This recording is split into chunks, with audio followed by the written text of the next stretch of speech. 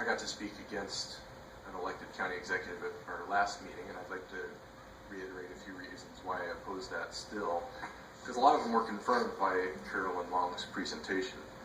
One of the first things she said was, it is a greater concentration of power in a single individual. And a lot of the reasons why this came up is because we're claiming two people in this county on a three-member commission have too much power. Yet, that's not an argument to me to go to a concentration of power in one single elected executive.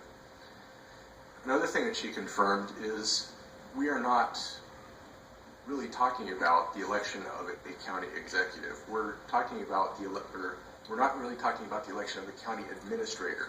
We're talking about the election of a county executive, a figurehead for our county, a dominant political figure. He's not going to be a full-time administrator, which means this is an additional cost to the county. He's going to have an administrator under him to run the county while he does the politics that we were talking about. He's going to be negotiating with our board. He's going to be the figurehead representing us to the legislature, maybe to the U.S. congressman, whatever. But it's not an equivalent position. So that's another problem that I have with it. Another issue that they've brought up with our county is the polarization of the politics in Clark County, because our board has changed power currently from Democrat or moderate to maybe more conservative. But yet her studies show that separation of powers increases political polarization. So is that the direction our county wants to go, with more polarization in our political debate, or less? Again, the elected executive may lack administrative expertise. We are talking a lot about having qualifications for a person to run the administration, making it nonpartisan. But the simple fact is, if this is a political office, it is partisan, it is political, and you are not going to be able to control the qualifications of the person that pursues that office. It will be the people will determine. No, I think that was for the appointed. Okay. That would be written in, and also written in would be the COO's qualifications if you were elected. So it isn't your campaign manager. Okay. So again, if it's an elected position, you can't write out a qualifications for it. The people get to decide who's qualified for it by voting for them.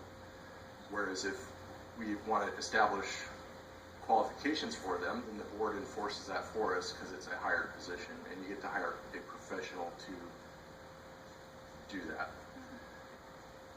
Some of the things, like Liz brought up, executive turnover. You could be turning over every 4 years. I don't know if that's an issue or not, because even with an appointed executive, as we've heard, you could end up with somebody that stays longer, or people that have shorter terms. Again, back to cost, we're talking about an additional cost to have an elected executive, not a switching of the administrator's salary to cover that, as some have portrayed it in the future, or in the past.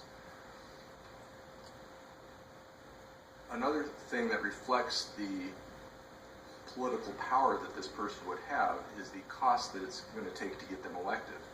If you look at other counties where there is a council elected and they are part-time or full-time, and there is an elected county position, the cost to run a campaign countywide for that elected county position can be 4 to 10 times what it takes to be elected on the council.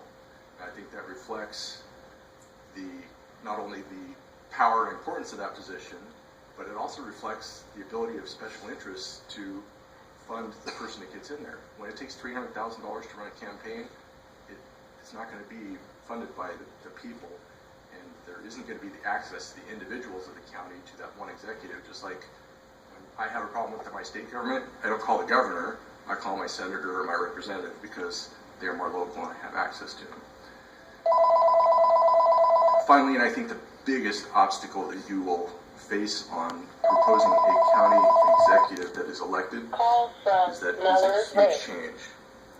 And when it comes time to sell this idea to the voters of Clark County, you're going to have to sell it to them. You're going to have to say, why should we change to this form of government? I don't think they're going to see it the same way as they see changing from 3 to 5 commissioners. I think they'll favor that. voting in districts for your commissioner. I think they can really understand that because we vote for our representatives that way. Initiative and referendum, they already have that at the city level and at the state level, so they can understand that. But why should we drastically change our county government from the commissioner form that we have now to a separate elected executive? You're going to have to convince them. And I think that might be the thing that doesn't allow this to pass if that's part of this proposal that we send to the voters.